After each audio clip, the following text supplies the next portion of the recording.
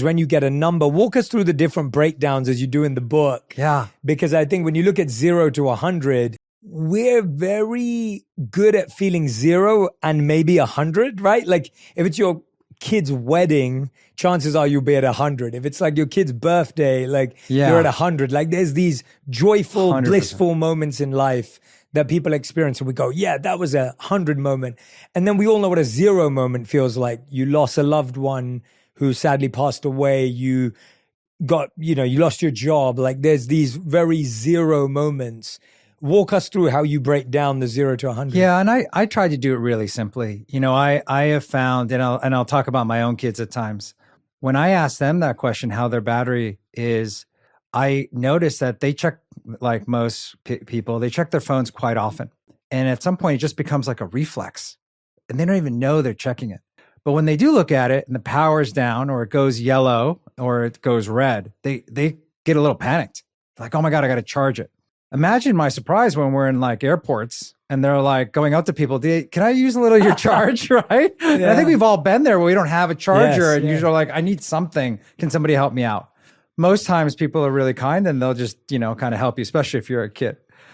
I thought about then putting it into zones and I put it into 4 zones. And I just said, if you're at 75 to 100, you're probably fine. And meaning that, you're in a zone where you're just moving along. If you're at 50 to 75, you're probably in a place where you might need to start to think about how you may want to recharge.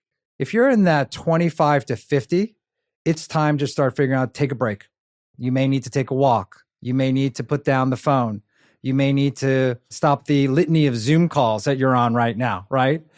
And if you find yourself 0 to 25, that's a real kind of indicator for you to say, hey, something's probably not right. And I need to really kind of take a hard stop and figure out how I recharge. And recharge can happen in a number of different ways.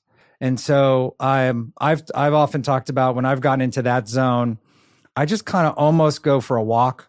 I sometimes go outside. I take some deep breaths. I do a number of things. Sometimes I may need a workout. A workout really helps me to recharge on a personal front.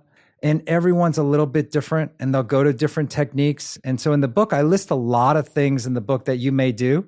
You may do 1, 2, 3, 4, or all of them.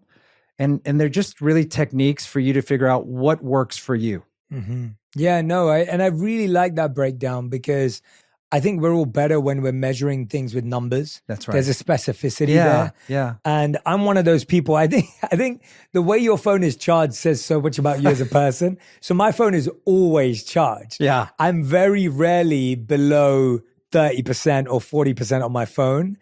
And I think I try and monitor my